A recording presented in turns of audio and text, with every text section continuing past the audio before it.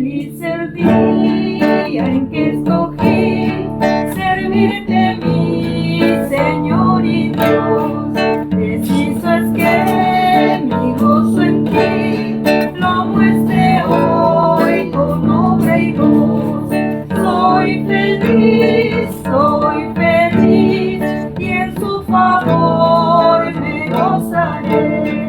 En libertad y luz viví cuando triunfó en mí la fe. Y el raudal carmesí, salud de mi alma enferma fue.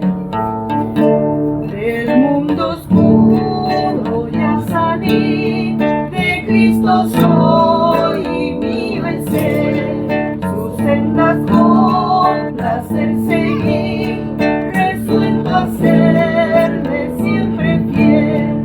Soy feliz y en su favor me gozaré. En libertad y luz me di cuando triunfó en mí la fe. Y el raudal carmesí, salud de mi alma enferma fue. Reposa de mi corazón a tus contiendas con Yahvé.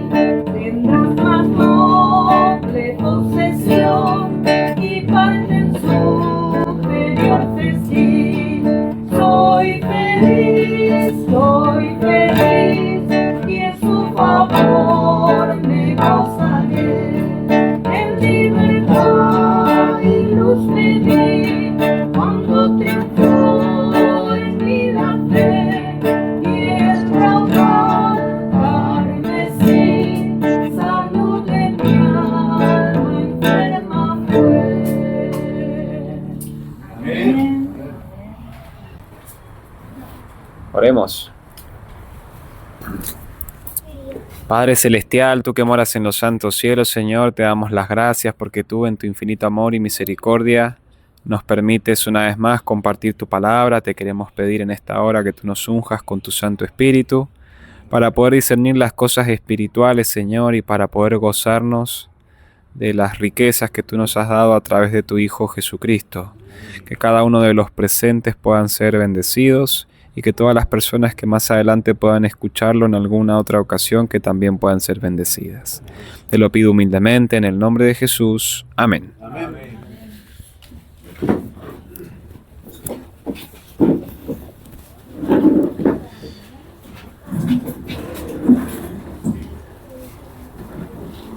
Bueno, hermanos, buenas tardes. Buenas tardes, hermano. Buenas tardes, bendiciones. Ustedes saben que he decidido...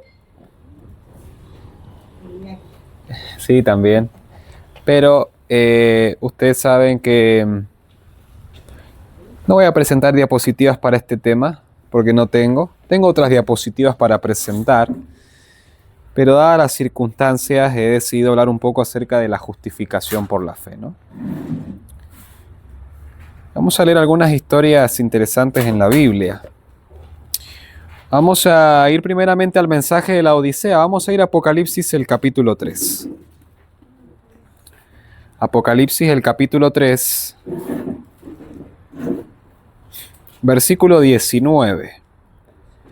Vale la pena resaltar que este texto está trazado en el contexto de una reprensión severa, ¿no? Tú dices que eres rico, pero eres pobre. Tú dices que ves, pero que no ves. Y que eres un desventurado, etc. En ese contexto está el pasaje, ¿no? El versículo 19 dice: yo reprendo y castigo a todos los que amo. Sé pues celoso y arrepiéntete. O sea, según la palabra de Dios, el castigo es un acto de amor. ¿Se entiende? Cuando nosotros somos niños, o éramos niños mejor dicho, no nos gustaba que nos reprendan, ¿verdad? No. Y justamente a esto se refiere el apóstol Pablo en Hebreos. Vamos a ir a Hebreos. Vamos a ir a Hebreos, el capítulo 12.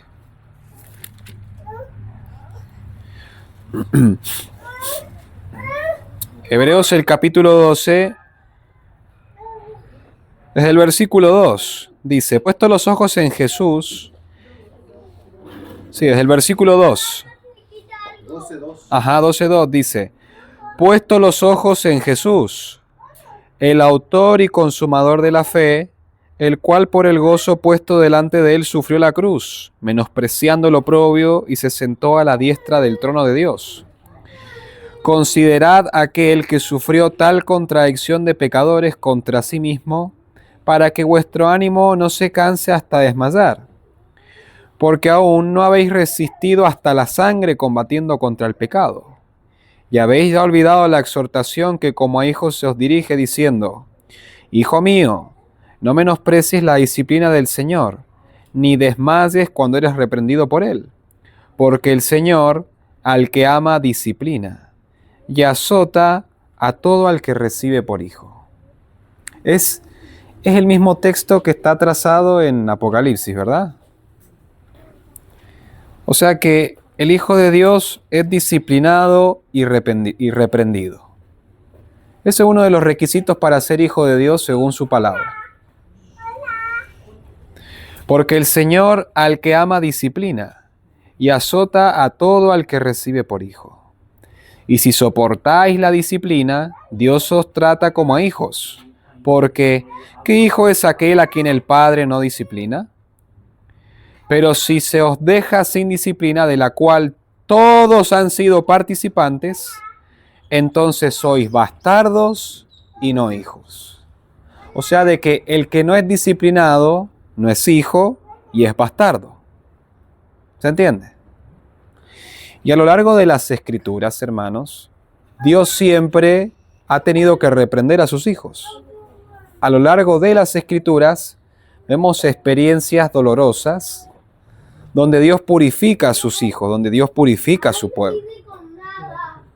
Esto lo estuve compartiendo con el hermano Luciano y su esposa, pero lo vamos a volver a compartir en esta hora. Vamos a ir en nuestras Biblias a 2 de Samuel. Creo que ellos ya se van a acordar un poco. Vamos a ir a 2 de Samuel. 2 de Samuel, vamos a estudiar el capítulo 11, pero vamos a contextualizar el capítulo 11 como tal. ¿De quién habla esta historia? La historia del capítulo 11 de 2 de Samuel. De David. David con Betsabé, ¿no? Vamos a contextualizar un poco. Vamos a ir al capítulo 9 y solo vamos a hacer un bosquejo para tener un contexto. Sí, en el capítulo 9 de 2 de Samuel. Aquí, en el versículo 1, David hace una pregunta interesante, ¿no? Dice, dijo David, ¿ha quedado alguno de la casa de Saúl a quien haga yo misericordia por amor de Jonatán? Interesante pregunta, ¿no? ¿Quién era Saúl? Rey. Pero en relación con David, ¿qué era Saúl? Su perseguidor. Era uno de sus enemigos más acérrimos, ¿verdad? Ahora, David, en sus ajetreos como rey, porque era una persona muy ocupada, David no era una persona que estaba todo el día haciendo nada, no, era el rey de Israel. En su mente surge esta pregunta, ¿hay alguien de la casa de Saúl por el cual yo pueda hacer misericordia? Si usted estuviese en una mansión, ¿cuál es el barrio más prestigioso de aquí de Asunción, donde viven todos los... ¿Cómo? Carmelita. Barrio Carmelita. Si usted tuviese una mansión en el barrio Carmelita, ¿usted se tomaría el tiempo de pensar en que si su enemigo está bien? O de la descendencia. O la descendencia de su enemigo, de pronto... ¿Cuál es el barrio más bajo de aquí de Asunción? A ver. Chacarita. Bueno. Carmelita, Chacarita, ¿no? Bueno, supongamos de que usted está en el barrio La Carmelita y uno de los descendientes de su enemigo está ya de mendigo por el barrio La Chacarita. ¿Usted se va a poner a pensar en eso? Lo más probable es que no, ¿verdad? Pero David estaba en una experiencia de justicia tan profunda con Dios que él se preocupaba por el descendiente más pordiosero, por así decirlo, de uno de sus enemigos más acérrimos, que era Saúl. Interesante, ¿no? Ese es el contexto del capítulo 9, y justamente aquí la Biblia nos habla de la bondad de David hacia Mefiboset. Que Mefiboset era cojo. Era, lo digo con mucho respeto, ¿no? Una persona discapacitada. ¿Me explico? Y David hizo misericordia con Mefiboset. Y es interesante que tengamos este personaje en mente, porque era piadoso Mefiboset. En el capítulo 10 de Segunda de Samuel, vemos a un David que derrota a los amonitas y a los sirios. ¿Quiénes eran los sirios? El rey del norte. ¿Eran poderosos eso? Uh-huh. Y usted ve, hermanos, ustedes pueden ver en las escrituras de que los sirios eran uno de los principales atacantes del pueblo de Israel a lo largo de las escrituras. ¿Verdad? Sí, sí. En los días de acá, por ejemplo, Ben-Hadad era un rey sirio. Y era uno de los imperios, si no era el más poderoso de los días de David. Pero aquí la escritura nos dice de que David los vencía como nada a esos, a los sirios y a los amonitas juntos. O sea, de que David se había convertido, en pocas palabras, en el monarca más poderoso del mundo. ¿Me explico? Uno de los grandes, no era cualquier hombre. Y David estaba en esa experiencia de justicia perfecta. O sea, era un hombre piadoso, a tal punto de que se preocupaba por el pordiosero, por los pordioseros de los descendientes de su enemigo más acérrimo. O sea, esa misericordia y esa justicia estaban combinadas en la experiencia de David. ¿Me explico, hermano? ¿Se va entendiendo? Pero justamente en el capítulo 11 hay un meollo. Y eso es lo que quiero que veamos ahora. Vamos a ir al versículo 1 del capítulo 11.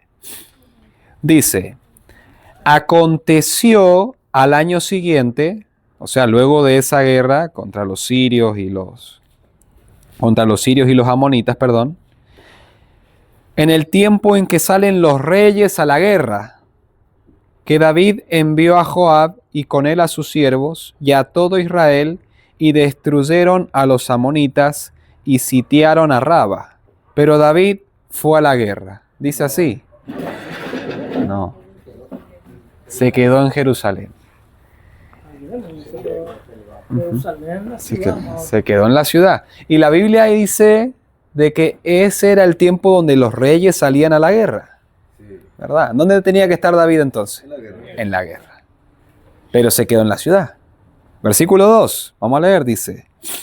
Y sucedió un día, de esos días que se quedó en la ciudad, al caer la tarde, esto significa que estaba anocheciendo, que se levantó David de su lecho. Ah, qué interesante, ¿no? Porque estaba por caer la noche y David se estaba levantando de su lecho. Entonces, ¿qué hizo en el día?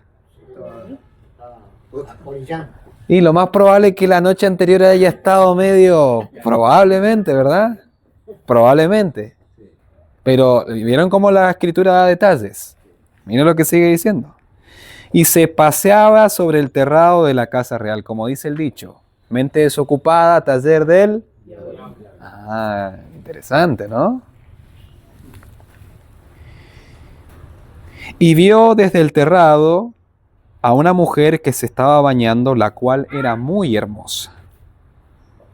Y envió David a preguntar por aquella mujer y le dijeron, aquella es Betsabé, hija de Eliam, soltera.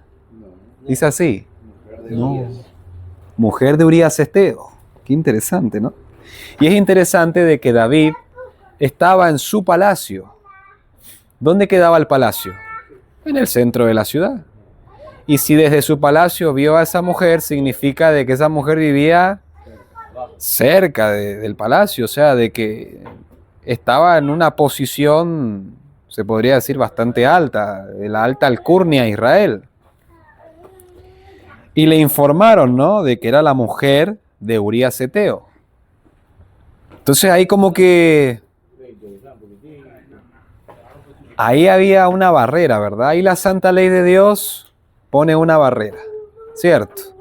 No codiciarás la mujer de tu prójimo. ¿Se entiende? Y el versículo 4 dice, y a mí me vale, voy a enviar mensajeros y la voy a tomar. Algo así dice el texto, ¿no? Y envió David mensajeros y la tomó. Y vino a él y él durmió con ella. Luego ella se purificó de su inmundicia y se volvió a su casa. Y concibió la mujer y envió a hacerlo saber a David diciendo, estoy encinta. Estos textos, hermanos, son muy profundos, porque con este texto usted puede refutar el aborto, por ejemplo, pues aquí la Biblia dice de que ella concibió. ¿Y cuándo concibió? Cuando el esperma llega al óvulo y se empieza a formar como tal el bebito en su estómago. Ya estaba en su vientre, es una vida. ¿Me explico? O sea, de que para que ella concibiera y se empezase a dar cuenta de que estaba embarazada, tiene que haber pasado, pienso yo, por lo menos un mes, ¿no? Que no le llegó su ciclo menstrual y empezó a tener de pronto náuseas, los síntomas que comúnmente tienen las mujeres cuando van a tener un hijo. Entonces, aquí vemos un proceso de decadencia espiritual. Vamos a seguir leyendo, versículo 6. Entonces David envió a decir a Joab, envíame a Urías Eteo. Y Joab envió a Urías a David. Y cuando Urías vino a él, David le preguntó por la salud de Joab y por la salud del pueblo y por el estado de la guerra. Claro, son preguntas normales que un rey le hace a uno de sus principales soldados, ¿cierto?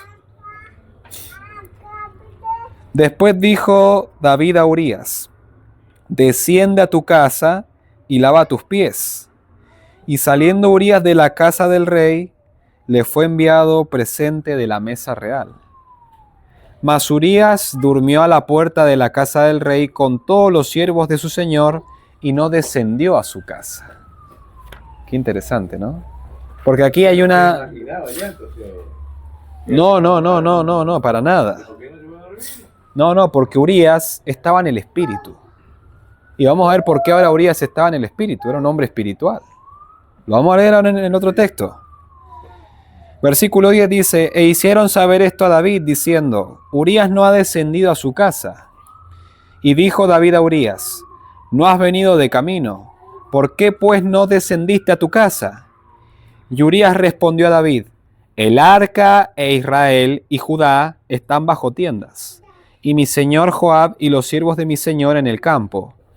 Y había yo de entrar en mi casa para comer y beber y a dormir con mi mujer. Por vida tuya y por vida de tu alma, que yo no haré tal cosa. Estaba en el espíritu, ¿verdad? ¿En qué estaba pensando Urías? Estaba pensando en la guerra y estaba pensando en proteger a su pueblo. Y al rey. Y al rey de las fuerzas del mal. Qué interesante, ¿no? Porque es un pensamiento que Urías tiene en su mente que está totalmente libre del yo. Claro, porque lo racional, imagínense ustedes, estar en una guerra, tanto tiempo cansado. Ustedes saben lo que era pelear cuerpo a cuerpo con otros hombres y ver toda esa cantidad de sangre allí, brazo, piernas tirado ahí por el piso. Eso debe ser traumático, hermano. Justamente en el libro de los Números habla de la purificación de los hombres que tocaban a los muertos. Los soldados tenían que purificarse con los sacerdotes, estar una semana fuera del campamento purificados porque habían tocado cuerpos muertos. Y entonces Urías como que, no, ¿cómo voy a hacer eso yo? Están todos peleando, yo voy a ir, darme un banquete y estar con mi mujer y todos los demás allá en la guerra. No. Primer tirón de oreja para David, ¿verdad? ¿Dónde tenía que estar David? En la guerra. ¿Y dónde había estado?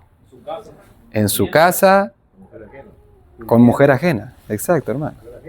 Y no es que estaba en el barrio La Chacarita. ¿Dónde estaba? En La Carmelita, ¿verdad? Interesante, ¿no? No, no, sí. Bueno, no vamos a profundizar, ¿no? No vamos a profundizar, pero sí, evidentemente David se ve que estuvo un rato allí, ¿verdad?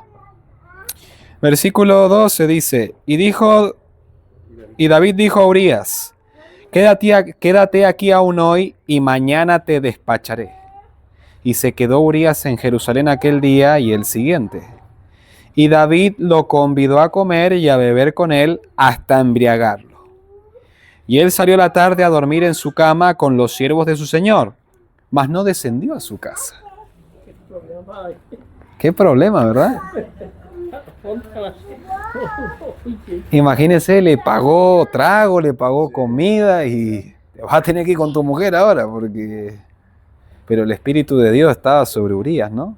Increíble, hermano. Cuando el Espíritu Santo controla la facultad de un ser humano, ese ser humano no es de este mundo. ¿Me explico? Pero, imagínate, hermano, es por la obediencia al rey, porque no podía desobedecer al rey, porque no podía negarse de comer y beber. Sí, pero también tenemos que tener en mente, hermano, de que yo creo que los soldados tenían bien claro de que primeramente estaba Dios. ¿Me explico? Por eso nombró el pacto primero. Claro. Segundo dijo el rey. Y entonces es interesante, hermanos, de que la conducta piadosa de Urías es una constante reprensión para David. Porque David estaba buscando todas las formas y todos los medios para justificarse y librarse de su pecado. ¿Se entiende? Pero vemos de que en realidad el querer librarse, lo que va haciendo es enredarse más en el pecado. Y eso es la justificación propia, hermanos. Vamos a seguir leyendo. Versículo 14 dice, venida la mañana, escribió David a Joab una carta, la cual envió por mano de Urías. Y escribió en la carta diciendo, poned a Urías al frente en lo más recio de la batalla, y retiraos de él, para que sea herido y muera. ¿Qué pasó allí? ¿Qué pasó allí? Claro, porque qué contraste, ¿no? En 2 de Samuel 9, un hombre con la justicia y la misericordia de Dios perfectamente arraigada en su mente, pensando en lo indispensable y poniendo en práctica la justicia y la misericordia, combinadas en un equilibrio celestial que es un don de Dios, es un don del Espíritu Santo. Pero ahora vemos este razonamiento totalmente opuesto a lo manifestado en 2 de Samuel 9. ¿Qué pasó allí? Vamos a seguir leyendo. Vamos a seguir leyendo. Versículo 16 dice, así fue cuando Joab sitió la ciudad y puso a Urías en el lugar donde sabía que estaban los hombres más valientes. Allí fue a parar Urías. Y saliendo luego los de la ciudad, pelearon contra Joab, y cayeron algunos del ejército de los siervos de David. Y murió también Urías Eteo. Interesante, ¿no? Entonces envió Joab e hizo saber a David todos los asuntos de la guerra.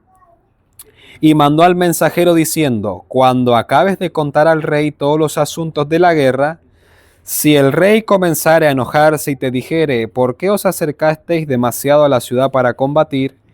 ¿No sabíais lo que suelen arrojar desde el muro? ¿Quién hirió a Abimelech, hijo de Jerobal? ¿No echó una mujer del muro un pedazo de una rueda de molino y murió en Tebes?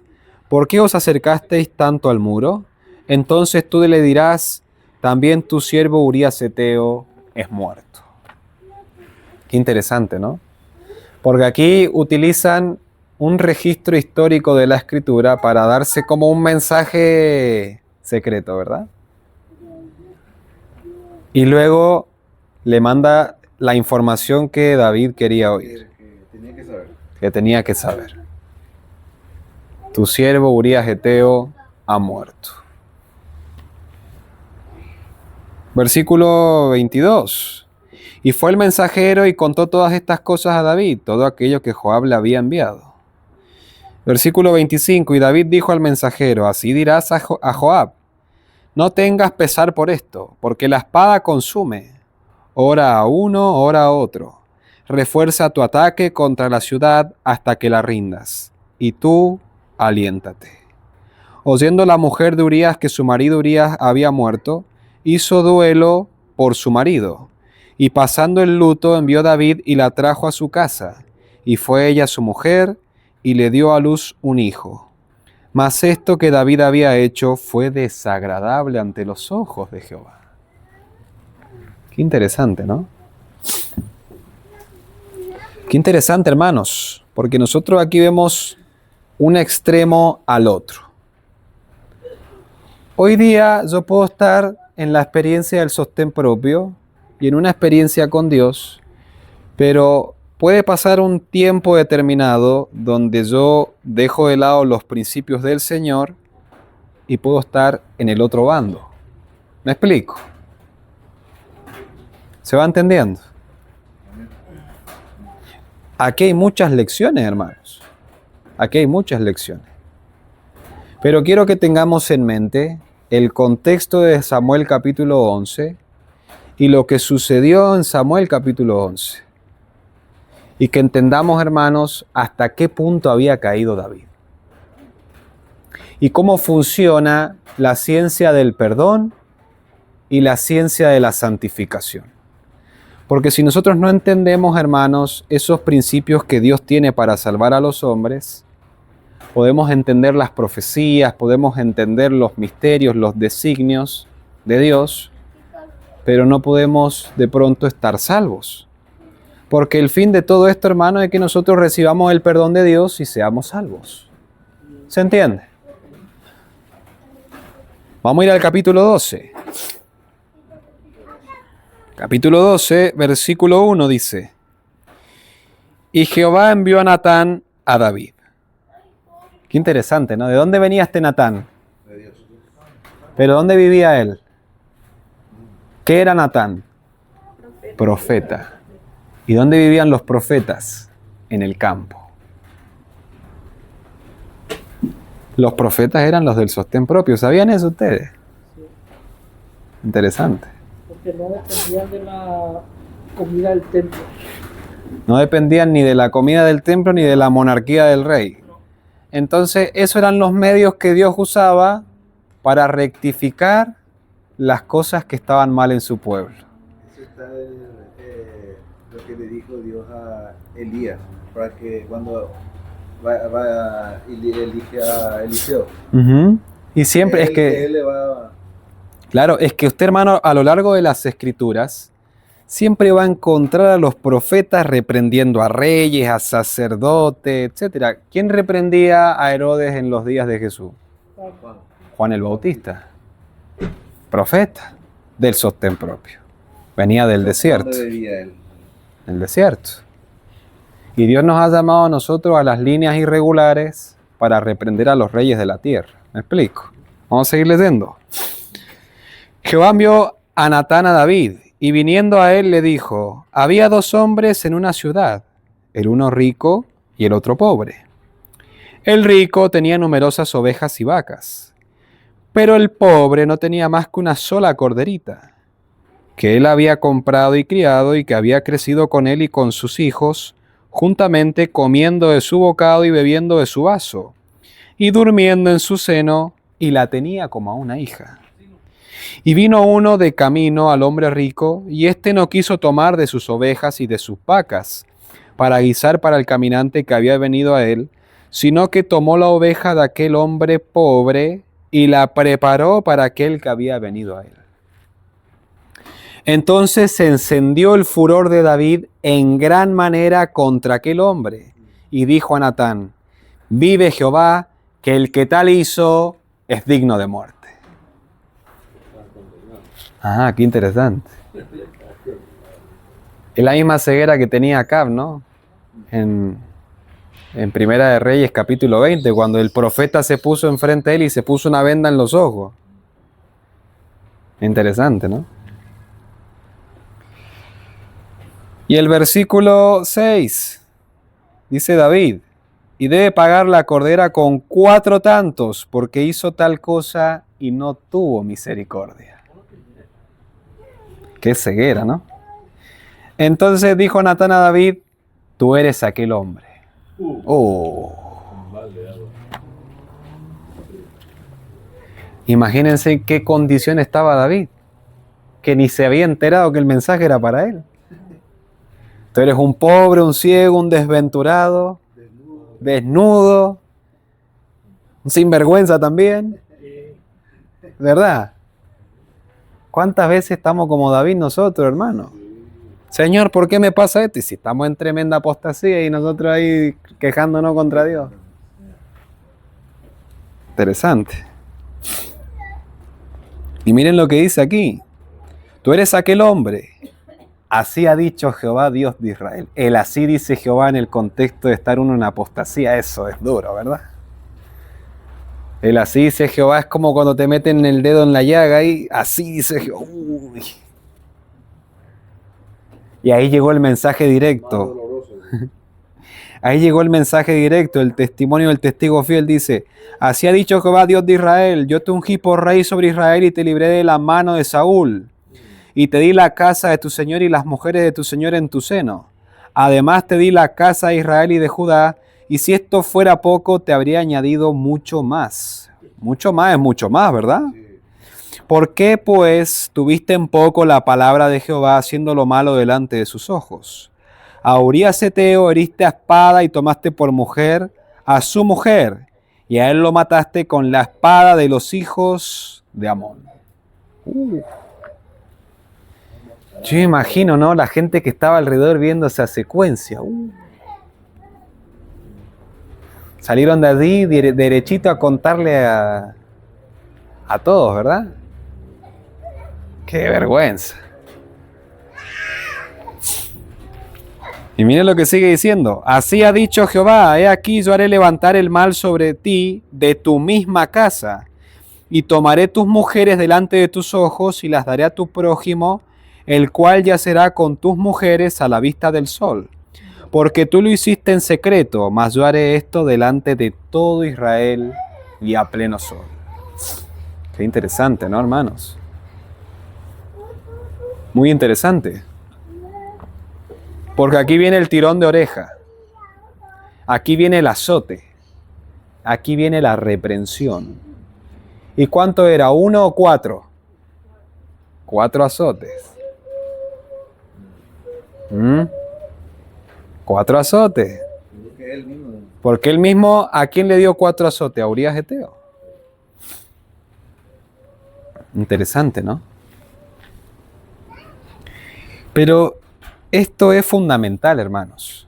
El versículo 13 es un versículo tan profundo y a la vez, hermanos, es un versículo que nos llena de esperanza. Porque miren lo que dice aquí. Entonces David dijo a Natán, mátenlo. ¿Dijo así? No. ¿Qué dijo? Pequé contra Jehová. Y hay un punto, ¿no? Ese pequé contra Jehová fue con lágrimas, fue con un corazón roto y fue con gran sinceridad. Pequé contra Jehová. Y automáticamente del cielo, pero de manera instantánea, el Espíritu de Dios influyó en la mente de su siervo Natán para darle este mensaje, pero es instantáneo, hermanos. También Jehová ha remitido tu pecado. No morirás. Instantáneo, al instante. Instantáneo, hermanos. Cuando nosotros pedimos perdón con fe a ese Señor que está en el lugar santísimo, el perdón es instantáneo. Las consecuencias siguen, ¿verdad? Pero el perdón está ahí. Y es instantáneo. Y no importa cuál sea el pecado. Si es rojo como la grana, ¿cómo será? Como la Blancanieve. Y esa promesa la tenemos que creer. Si nosotros no entendemos, hermanos, el ministerio de la justificación, Podemos entender de profecías, de misterios, etcétera, pero podemos estar perdidos. Por eso es tan importante, hermanos, entender lo que es la justificación y la santificación. Y aquí vemos la justificación. El perdón otorgado a David, que según la ley israelita merecía la muerte, porque el adúltero tenía que ser apedreado. El mismo, ¿Sí? el mismo se sentenció, como se dice. Y claro, porque David conocía la ley. Sí. Y el versículo 14 dice, por cuanto con este asunto hiciste blasfemar a los enemigos de Jehová, el hijo que te ha nacido ciertamente morirá. Primer azote. Y Natán se volvió a su casa y Jehová hirió al niño de la mujer de David. ¿Dice así? No, no dice así. La hermana estaba atenta, ¿verdad? ¿Cómo dice? Jehová hirió al niño que la mujer de Uría había dado a David. Ah, entonces ¿de quién era todavía Betsabé? ¿Mujer de quién? De Urías. O sea que David hasta ese momento todavía estaba como en adulterio, ¿verdad? Entonces David rogó a Dios por el niño y ayunó David y entró y pasó la noche acostado en tierra. Y se levantaron los ancianos de su casa y fueron a él para hacerlo levantar de la tierra. Mas él no quiso ni comió con ellos pan. Y al séptimo día murió el niño. Y temían los siervos de David hacerle saber que el niño había muerto, diciendo entre sí, cuando el niño aún vivía, le hablábamos y no quería oír nuestra voz. ¿Cuánto más se afligirá si le decimos que el niño ha muerto? Mas David, viendo a sus siervos hablar entre sí, entendió que el niño había muerto. Por lo que dijo David a sus siervos, ¿ha muerto el niño? Y ellos respondieron, ha muerto. ¿Cuántos días estaba ayunando David? 7 días. Sigamos leyendo. Versículo 20. Entonces David se levantó de la tierra. Ah, todavía seguía acostado en tierra, ¿no? Ustedes han estado todo el día acostado en su cama. Un día en su cama acostado. ¿Cómo se sienten? Ya te sentís incómodo, ¿verdad? Como que contracturado y... 7 días en tierra. ¿Usted se ha imaginado, hermana Aguada? 7 días acostado en tierra. Más que macana, ¿no? Y David se levantó de la tierra y se lavó y se ungió. ¿Y cambió qué cosa? Sus vestiduras viles. Y entró a la casa de Jehová y adoró. Y luego de adorar, ¿qué hizo? Después vino a su casa y pidió, y le pusieron pan y comió. O sea, de que David, luego de levantarse, dice la escritura que se vistió con sus ropas reales, se ungió nuevamente, en pocas palabras, se rebautizó y fue al santuario y mató un cordero para remitir su pecado. Fue y adoró. ¿Me explico? Esa era la forma de adoración, ir al santuario. Y fue y adoró. Y luego fue a comer, a seguir la vida, porque la vida sigue. Y aquí nos sigue diciendo, versículo 21, y le dijeron sus siervos, ¿qué es esto que has hecho? Por el niño viviendo aún, ayunabas y llorabas, y muerto él te levantaste y comiste pan. Y él respondió, viviendo aún el niño, yo ayunaba y lloraba, diciendo, ¿quién sabe si Dios tendrá compasión de mí y vivirá el niño? Mas ahora que ha muerto, ¿para qué he de ayunar? ¿Podré yo hacerle volver? Yo voy a él, mas él no volverá a mí. Qué interesante, hermanos. Porque David había vuelto a ser el rey David, un hombre espiritual.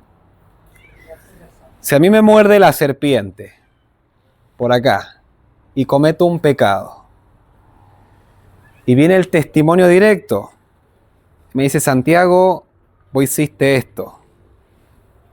Así ha dicho Jehová. Viene el hermano Dionisio y me presenta el así, dice Jehová, y a mí me... ¿Pequé? ¿Qué me toca a mí? Ir al lugar secreto. Señor, yo hice esto. Con el corazón quebrantado, humillado ante Dios, confesar mi pecado y creer que recibí el perdón. Y después de eso, no acordarme más de eso. ¿Por qué? Porque a mí Dios me perdonó. Y tengo que tener esa convicción de que Dios a mí ya me perdonó. ¿Me explico? Y después, si viene el diablo y me acosa en la mente, van a hacerle caso si yo sé que Dios me perdonó. Pero muchas veces nosotros pecamos y después el diablo nos acosa y nos andamos acordando y andamos confesando 2, 3, 4, 5, 6 veces el mismo pecado. ¿Hemos creído? No. ¿Me explico? ¿Se está entendiendo? Si yo le pido perdón a Dios con fe, yo tengo que creer que mi pecado está ahí en el lugar santísimo y ya, Dios me perdonó, o sea. No tenemos que creer a las acusaciones de Satanás, sino no hemos creído. No hemos creído en el perdón, hermanos. No estamos siendo justificados. Porque la justificación es por la fe. Y David entendía bien eso, ¿no? ¿Se va entendiendo? Sí, está bien, porque si yo no creo, Ujú. entonces para el que cree es posible, ¿verdad? Claro. Si yo no tengo fe que Dios me perdonó, Ujú. entonces mi pecado está ahí. Claro, porque no. Todo lo que no es de fe es pecado. O sea, ¿cómo yo voy a recibir el Espíritu Santo si ni siquiera recibí el perdón por medio de la fe? Porque el Espíritu Santo también se recibe por la fe, hermanos. Sí, dígame. Está bien, pedir con fe. Saber que Dios perdonó y nos perdonó ya. Sí, Pero también nuestra parte es no volver a hacer. claro. Porque si yo digo Dios me perdonó, pero en mi mente todavía voy a seguir haciendo, pues no hay perdón. Claro. Es que justamente, hermana, el perdón también viene con el poder de Dios para dejar de pecar. Y a eso vamos a ir ahora. Muchas gracias. Porque es interesante la respuesta de David. Versículo 24 dice, y consoló David a Betsabé, su mujer. En el versículo 15 nos dice de que era mujer de Urías. Pero ahora nos dice que es la mujer de David. O sea que David como que ya se arregló con Dios, ¿verdad?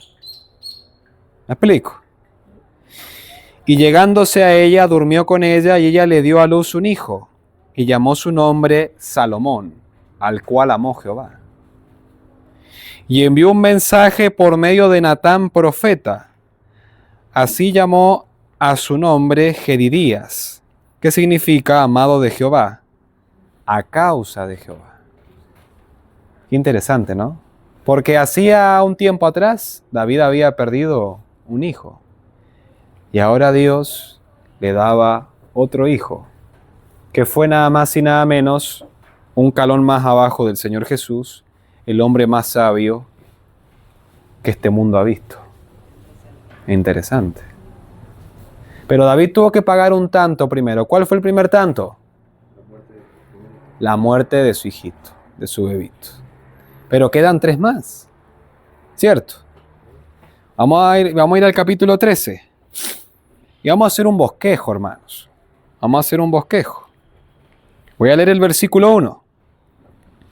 Aconteció después de esto que teniendo Absalón, hijo de David, una hermana hermosa que se llamaba Tamar, se enamoró de ella Amnón, hijo de David.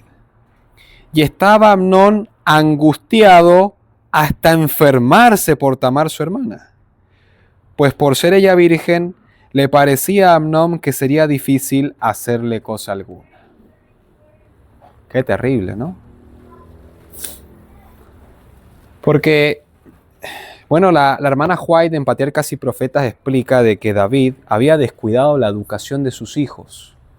Entonces sus hijos eran como bastante consentidos, ¿no?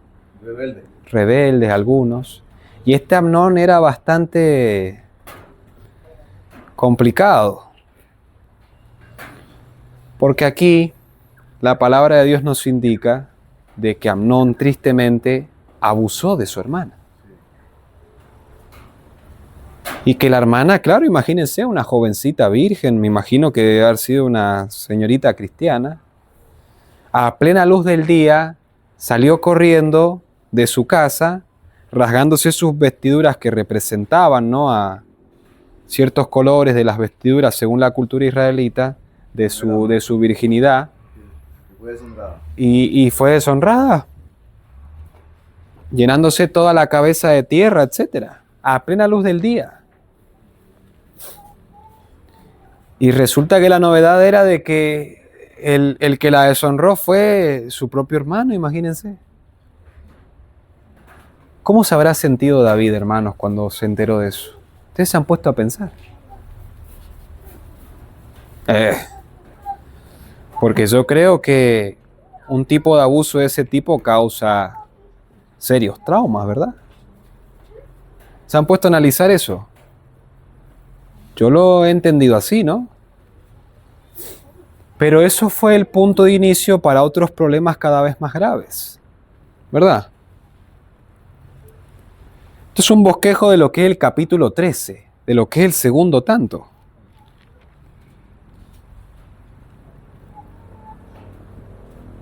Pero el versículo 20 del mismo capítulo nos dice, luego de 2 años, ¿no?, de este muchacho en persistente apostasía, Absalón empieza, digamos, a maquinar una venganza contra Amnón. Dice, su hermano Absalón le pregunta, ¿no? ¿Ha estado contigo tu hermano Amnón? Pues calla, ahora hermana mía. Tu hermano es, no se angustie tu corazón por esto. Y se quedó Tamar desconsolada en casa de Absalón su hermano. Y luego que oyó el rey David todo esto, se enojó mucho. Mas Absalón no habló con Amnón ni malo ni bueno, aunque Absalón aborrecía a Amnón porque había forzado a Tamar su hermana.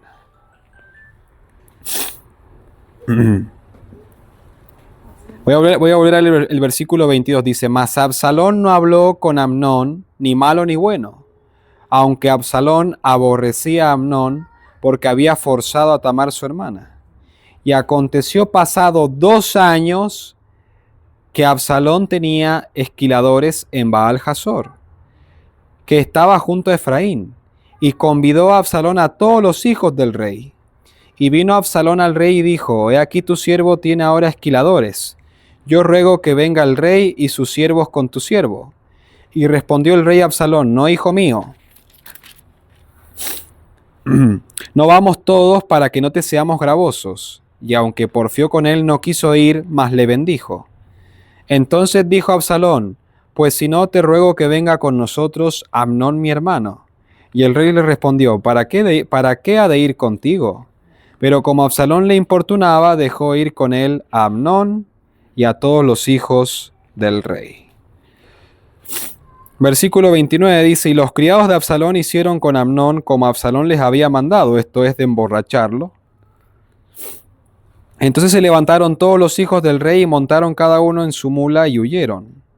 Entonces ellos aún en el camino llegó a David el rumor que decía, Absalón ha dado muerte a todos los hijos del rey y ninguno de ellos ha quedado. Entonces levantándose David rasgó sus vestidos y se echó en tierra, y todos sus criados que estaban junto a él también rasgaron sus vestidos. ¿Qué pasó aquí, hermanos? Absalón forma un plan para matar a Amnón. Lo emborracha, lo mata. En realidad mató solo a Amnón. Los otros zafaron, por así decirlo. Solo que le llegó ese rumor a David. Imagínense ustedes los problemas familiares que tenía David. Primer problema, se le había muerto un hijo. Segundo, uno de sus hijos había abusado de su hija y había quedado como un pervertido, por así decirlo. Su otro hermano, naturalmente, obviamente le guarda un rencor a tal punto que 2 años después lo termina matando. Yo les hago una pregunta, hermanos. Amnón, en su estado así de borracho como estaba, ¿habrá sido salvo? ¿Se habrá salvado? ¿Ustedes piensan? No, la respuesta es no, hermano. Con tremendo pecado encima, borracho. Con tu hermana. Claro, y se perdió por la eternidad. Además, El mismo el nieto de Nabucodonosor. Sí, un impío era. Se perdió, hermano. Por eso David cuando se enteró se rasgó las vestiduras. Imagínense qué dolor. Un hijo te abusa a tu hija queda traumada. El hermano de tu hija, el hermano más directo, digamos, después lo mata a tu hijo. Y para colmo, ese hijo que mata a tu hijo se huye a su abuelo que era el rey de los filisteos, algo así. Creo que era el... ¿Verdad? Y es la historia más terrible de lo que le pasó a David. Claro, sí, sí. Ahí vemos el tercer tanto. Pero Natán el profeta a David le dio un mensaje. En el capítulo 12, en el versículo 11 dice, aquí yo haré levantar el mal sobre ti de tu misma casa, y tomaré tus mujeres delante de tus ojos, y las daré a tu prójimo, el cual yacerá con tus mujeres a la vista del sol. ¿De dónde se levantaban los males? De su casa. ¿Verdad? Puros problemas familiares tenía David. Y el cuarto tanto, ya entendemos cuál es, ¿verdad? Absalón. Imagínense, hermanos, cómo trabaja Satanás. Por eso es tan importante de confesar nuestros pecados. Porque a Absalón lo que le ganó fue el rencor, fue el odio. Se llenó tanto de odio que no solo mató a Amnón, sino que planificó un golpe de estado contra su propio padre.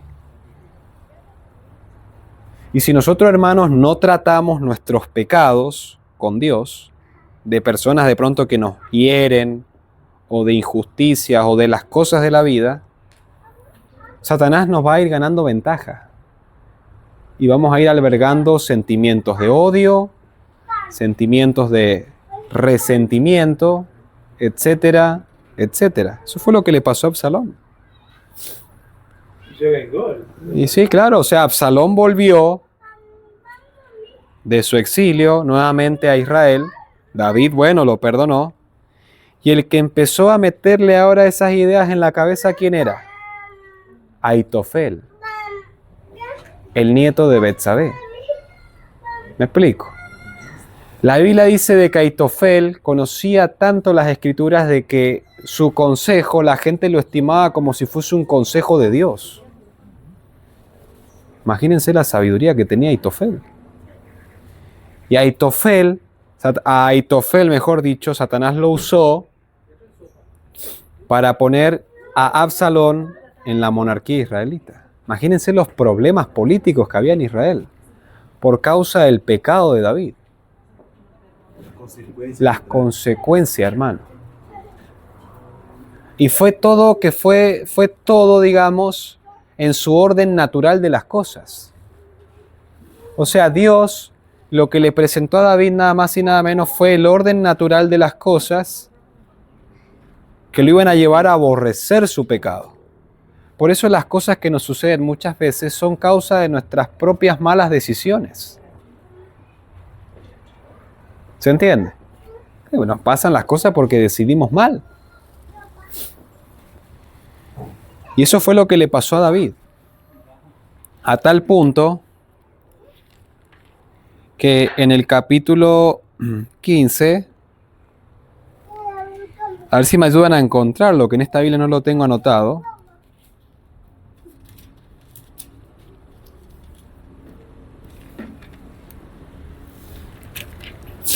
Cuando ya, bueno, Absalón, a plena luz del día, empieza, digamos, a acostarse con las concubinas de David allí en el palacio de Israel. Pero eso en pocas palabras, hermanos, ¿verdad? A plena luz del día. David tiene que salir humillado de su propia casa, sin la corona, descalzo, con cilicio en su cabeza y con todo el pueblo fiel a las afueras de Jerusalén. Si uno lee, por ejemplo, en los testimonios en Patriarcas y Profetas, dice que David decidió proceder de esa manera para no causar una masacre en la ciudad. Porque Absalón había conquistado a gran parte del ejército de Israel. Y había empezado a ganarse al pueblo, así como Satanás empezó a ganarse a los ángeles en el cielo. La misma política de Satanás. Y en ese contexto sale David de Jerusalén. Y cuando David va saliendo de Jerusalén, había un personaje que le arrojaba piedras a David. ¿Quién era ese personaje? ¿Se acuerdan?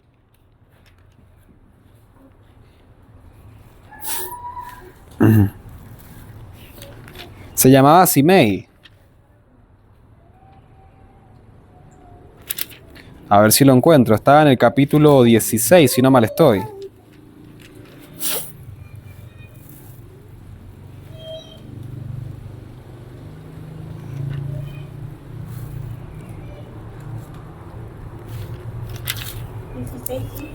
Capítulo 16, versículo 5. Gracias, hermana, dice.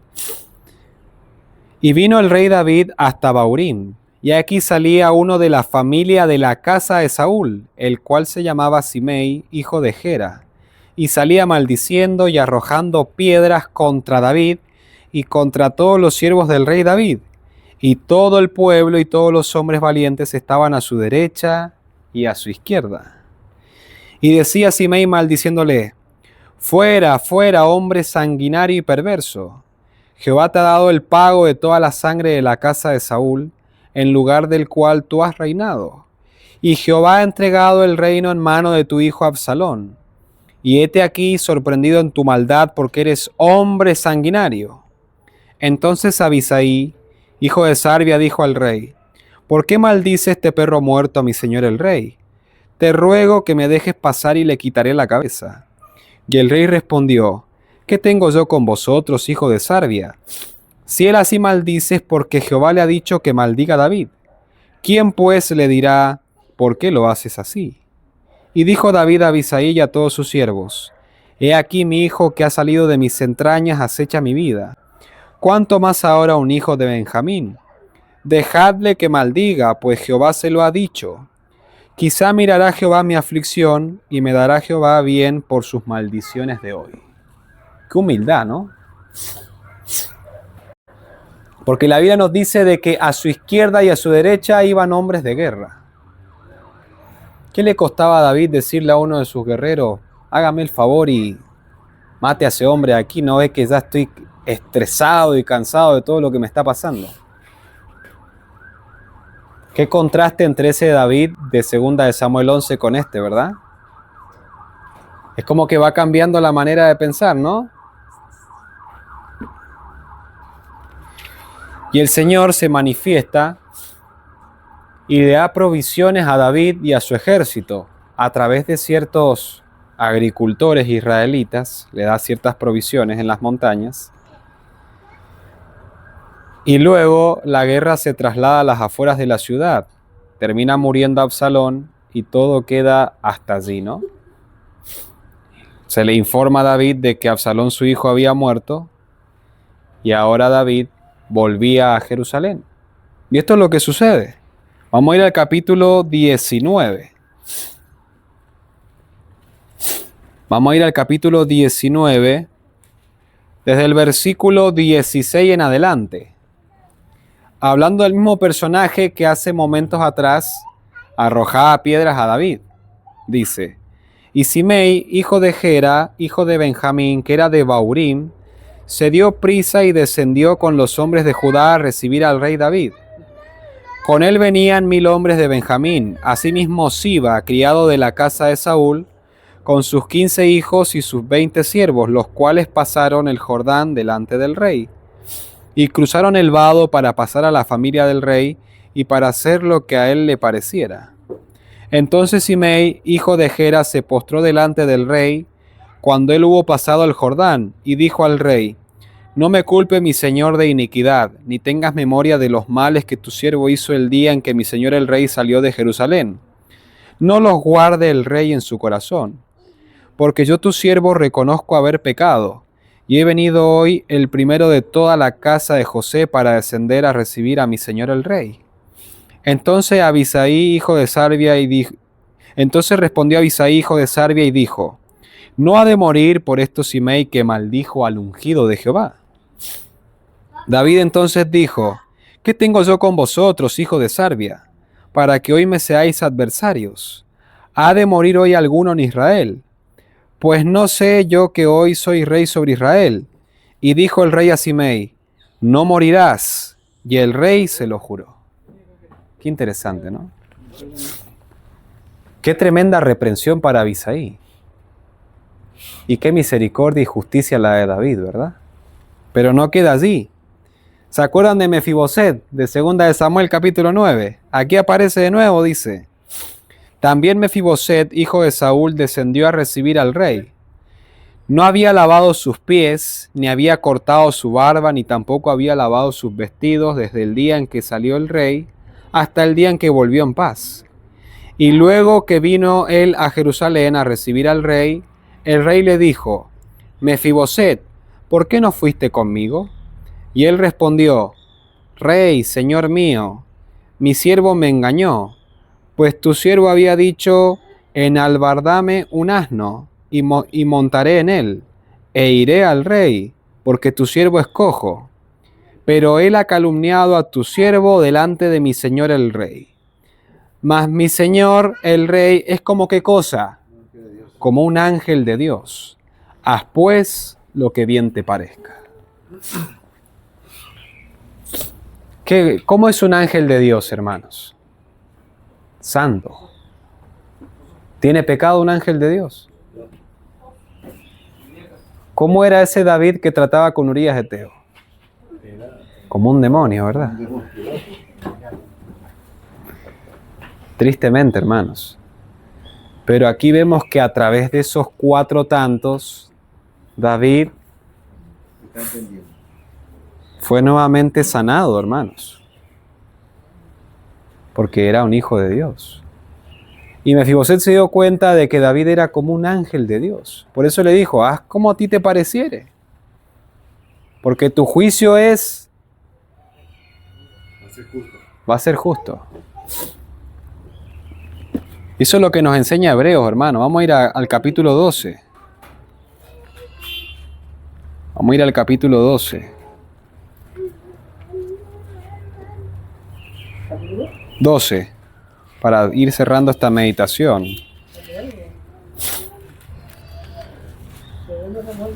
Ajá, capítulo 12. Vamos a leer desde el versículo 9 al 11. Desde el 8 voy a leer, dice: pero si se os deja sin disciplina, de la cual todos han sido participantes, entonces sois bastardos y no hijos. Por otra parte, tuvimos a nuestros padres terrenales que nos disciplinaban y los venerábamos. ¿Por qué no obedeceremos mucho mejor al Padre de los Espíritus y viviremos?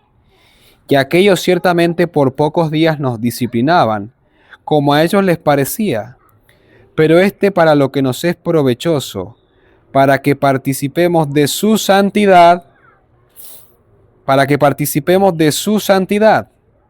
Es verdad que ninguna disciplina al presente parece ser causa de gozo, sino de tristeza, pero después da ¿qué cosa? Fruto apacible de justicia, a los que en ella han sido ejercitados.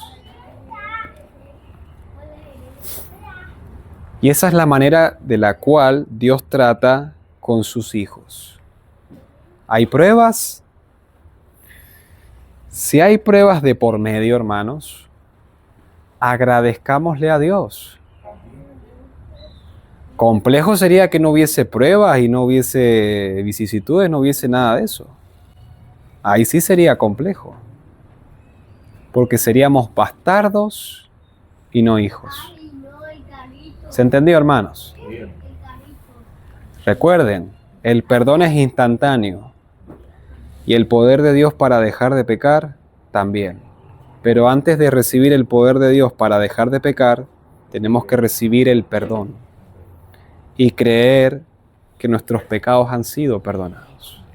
Pero no se queda solo allí, sino que Dios también tiene el poder para restaurarnos de nuestra condición. Sí, ya se recibió una lección entonces, ir al reconocimiento, aceptar, ¿verdad? Y no volver a hacer más. Así es. Y no acordarnos, hermanos, esos pecados van al fondo del mar. Y ese es el principio, hermanos, que nosotros debemos poner en práctica en nuestra vida cristiana. De la justificación y la santificación. Justificación y santificación. Y si nosotros vamos avanzando en esos principios, vamos a ir creciendo en la gracia. Y vamos a ser perfectos como nuestro Padre que está en los cielos es perfecto, ¿no? Amén. Bueno, vamos a cantar unos himnos. 290. ¿Quieres ser salvo de toda maldad?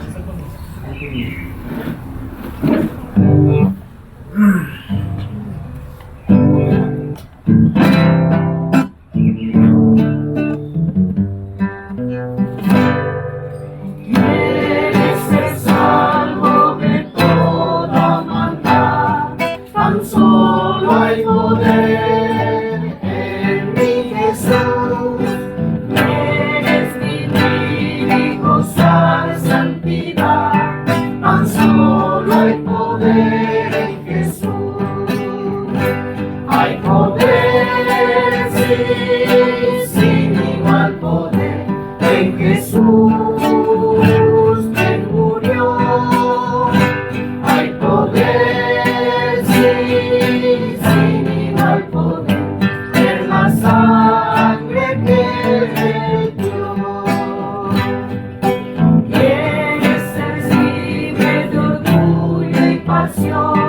Tan solo hay poder en mi Jesús. Quieres vencer toda cruel tentación, tan solo hay poder en Jesús. Hay poder, sí, sin igual poder en Jesús, quien murió. Hay poder, sí,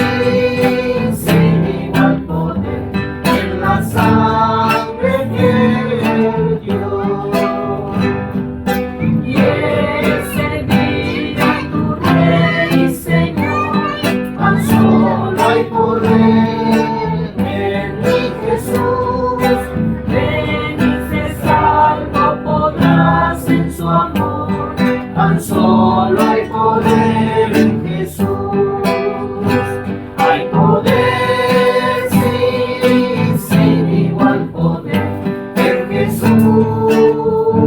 quien murió. Hay poder, sí, sin igual poder en la sangre que vertió.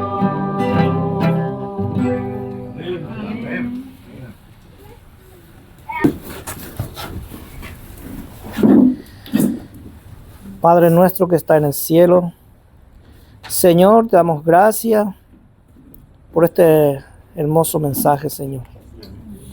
Tu palabra dice, Señor, de que las cosas que se escribieron antes fueron escritas para nuestras enseñanzas, Señor. Amén. Señor, y ayúdanos a vivir en el Espíritu, Señor. Y, Señor, a tener fe y a entregarnos completamente a ti. Y saber, Señor, que tu perdón es completo, Señor.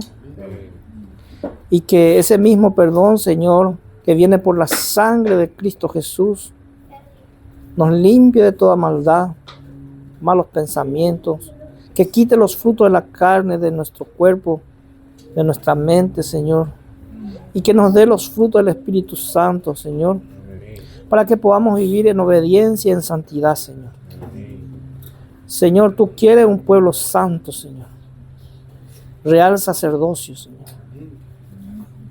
Señor, y queremos ser ese pueblo, Señor, más en nosotros no hay poder, Señor, sino solamente en Cristo Jesús, Señor. Amén.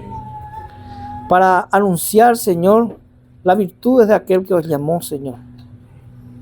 Y Gracias, Señor, porque cada uno de nosotros hemos recibido ese llamado para estar hoy aquí. Señor, y al levantarnos aquí, Señor, podamos estar seguros, Señor, de tu perdón, Señor. Y iniciar una nueva página, una nueva vida, Señor. Nacer de nuevo del agua y del Espíritu, Señor. Amén. Para vivir en santidad, Señor, y para mostrar lo que Cristo Jesús puede hacer por nosotros, Señor. Te lo pido esto en nombre de Jesús. Amén. Amén.